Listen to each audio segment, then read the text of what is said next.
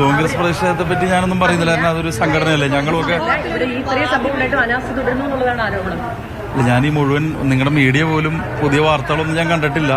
GCDA എക്സിക്യൂട്ടീവിൽ സ്വാഭാവികമായും ഇത്തരം കാര്യങ്ങളെ സംബന്ധിച്ച് ചർച്ച ചെയ്യും. കാരണം അതിൽ നമ്മൾ GCDA എന്നുള്ള നിലയിൽ ഇതിലേതെങ്കിലും കാര്യങ്ങൾ എന്തെങ്കിലും പ്രശ്നങ്ങൾ ഉണ്ടായിട്ടുണ്ടോ എന്നൊക്കെ നമുക്ക് ചർച്ച ചെയ്യുമ്പോഴേ മനസ്സിലാവാൻ കഴിയുള്ളൂ. ഞാൻ മുന്നോട്ട് വെച്ചത് ഇതിന്റെ ഉത്തരവാദിത്വം GCDAക്കാണ്, അതുകൊണ്ട് ഞങ്ങൾക്ക് പ്രതിഷേധിക്കാൻ അവകാശമുണ്ടെന്നാണ്. അല്ല, ഞാൻ യൂത്ത് കോൺഗ്രസ് പ്രതിഷേധത്തൊന്നും പറയുന്നില്ല. കാരണം എല്ലാ സംഘടനകൾക്കും പ്രതിഷേധന്റെ മേയറോട് ഒരു പ്രതിഷേധിക്കാറുണ്ട്. ഞങ്ങൾ DYFI ആയിരിക്കും, അതിലൊന്നും പ്രശ്നമല്ല. ഞാൻ പറഞ്ഞത് GCDAയുമായി ബന്ധപ്പെട്ട് ഇക്കാര്യത്തിൽ എന്താണ് സംഭവിച്ചിട്ടുള്ളത് എന്ന് ഞാൻ പൂർണ്ണമായും മനസ്സിലാക്കിയതിന് ശേഷം പറയാം. കാരണം ഞാൻ പങ്കെടുത്ത ഏതെങ്കിലും ഒരു കമ്മിറ്റിയിൽ ഇത്തരം ഒരു അജണ്ട വന്നിട്ടില്ല. അപ്പോൾ എനിക്ക്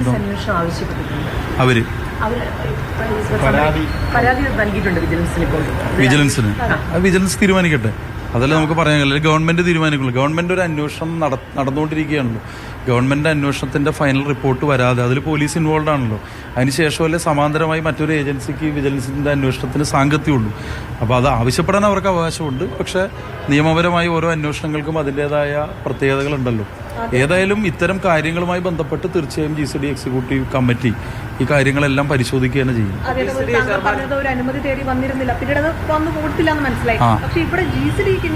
അല്ല, അത് എനിക്കത് ചർച്ച ചെയ്താലേ മനസ്സിലാവുള്ളൂ. അതിന്റെ ഉത്തരവാദിത്തപ്പെട്ട ആളോട് ചോദിച്ചാലേ മനസ്സിലാവുള്ളൂ. വേറൊരു കാര്യം കൂടെ, ഇപ്പം GCDA ചെയർമാൻ പറഞ്ഞൊരു കാര്യം വെച്ചാൽ ഈ കായികേതര ആവശ്യങ്ങൾക്ക് വേണ്ടി സ്റ്റേഡിയം വിട്ടുകൊടുക്കാൻ വേണ്ടിയിട്ട് എസ്റ്റേറ്റ് കമ്മിറ്റി വിയോജിപ്പ് പ്രവർത്തിച്ചെങ്കിൽ എക്സിക്യൂട്ടീവ് കമ്മിറ്റി ഉൾപ്പെടുന്ന കമ്മിറ്റിയിൽ ഈ വിഷയം വരികയും ഇത് കായികേതര ആവശ്യങ്ങൾക്ക് വിട്ടുകൊടുക്കാൻ പറ്റും, അല്ലെങ്കിൽ അങ്ങനെ ചെയ്യുമെന്ന് തീരുമാനിച്ചെന്നാണ് പറയുന്നത്. അല്ല, ഞാൻ പറഞ്ഞ മൃദംഗ വിഷൻ അല്ലെ, അങ്ങനെയല്ല അവരുടെ പേര്, ആ പറഞ്ഞ യോഗത്തിൽ ഞാൻ പങ്കെടുത്തിട്ടില്ല. ആ യോഗത്തിലാണ് ഞാൻ മനസ്സിലാക്കുന്നത് ഇവർക്ക് ഇങ്ങനെ ഒരു ഡെപ്പോസിറ്റ് വാങ്ങി ആ ഗ്രൗണ്ട് കൊടുക്കാനുള്ള തീരുമാനമെടുത്തത്. ഞാൻ അതാ പറഞ്ഞത്, ഇത്തരം കാര്യങ്ങളെ സംബന്ധിച്ചെല്ലാം വളരെ കൃത്യമായി നമ്മൾ ചർച്ച ചെയ്തതിന് ശേഷം എന്തെങ്കിലും പോരായ്മ സംഭവിച്ചിട്ടുണ്ടെങ്കിൽ തീർച്ചയായിട്ടും അത് തിരുത്തും. ഒരു സംശയമുള്ളത്, എന്തെങ്കിലും അനുമതി അല്ലെങ്കിൽ നിർമ്മാണം നടക്കണമെങ്കിൽ കോർപ്പറേഷന്റെയും ഫയർഫോഴ്സിന്റെയും അനുമതി വേണമെന്ന നിയമാവലിയിലുണ്ട്. അതൊക്കെ ലംഘിച്ച് എങ്ങനെയാണ് GCDAയുടെ ചെയർമാൻ വരെ പങ്കെടുത്ത ഒരു പരിപാടി നടക്കുന്നതെന്നുള്ളതാണ് അത്ഭുതകരം. അല്ല, അതാണ് ഞാൻ പറഞ്ഞത്. ഇത് പരിശോധിച്ചാൽ അറിയുള്ളൂ എന്താണ്, എവിടെയാണ് വീഴ്ച സംഭവിച്ചിട്ടുള്ളത്, എന്താണ് അത്തരം കാര്യങ്ങൾ സംഭവിച്ചിട്ടുള്ളത്. ഞാൻ പറയുന്നത് പോലീസ് ഇത്തരം കാര്യങ്ങൾ അന്വേഷിക്കുമ്പോൾ ഈ പറഞ്ഞ പോലീസ് നിങ്ങളുടെ തന്നെ വാർത്തകളിൽ നിന്ന് ഞാൻ മനസ്സിലാക്കുന്നത്, എനിക്കതല്ലാതെ അറിയില്ല, GCDA ഉദ്യോഗസ്ഥരോട് ഇതിന്റെ വിശദീകരണം ചോദിച്ചതായിട്ടെല്ലാം പറയുന്നുണ്ടല്ലോ. അപ്പോൾ സ്വാഭാവികമായും അത് ചർച്ച ചെയ്ത് കഴിയുമ്പോഴാണല്ലോ അത് മനസ്സിലാക്കി പോലീസ് എല്ലാ കാര്യങ്ങളും പരിശോധിച്ചതിന് ശേഷം എന്തെങ്കിലും പോരായ്മ ആർക്കെങ്കിലും സംഭവിച്ചിട്ടുണ്ടെങ്കിൽ ഇത് മൂടി വെക്കാൻ കഴിയില്ല. ഇപ്പം ഞാൻ തന്നെ ഒരു കാര്യം പറഞ്ഞിട്ട് അതിനുശേഷം ഞാൻ തന്നെ വന്ന് തിരുത്തിയില്ലേ, ഇന്ന പോലെയാണ് എനിക്ക് അങ്ങനെ ഒരു കാരണവശാലും ഒരാൾക്ക് നമ്മുടെ ജനാധിപത്യ സമൂഹത്തിൽ ഒരു കാര്യം അങ്ങനെ ഒളിച്ചു വെക്കാൻ കഴിയില്ലല്ലോ. അതുകൊണ്ടാണ് ഞാൻ പറഞ്ഞത് ഈ കാര്യങ്ങൾ നോക്കട്ടെ. നമുക്ക് എല്ലാവർക്കും വേദന ഉണ്ടാക്കുന്ന ഒരു സംഭവമാണ് നടന്നത്. ആ ഉത്തരവാദിത്വ ബോധവും ആ വിഷമവും തീർച്ചയായിട്ടും ഞങ്ങൾക്ക് എല്ലാവർക്കും ഉണ്ട് എന്ന കാര്യമാണ് എനിക്ക് പറയാനുള്ളത്.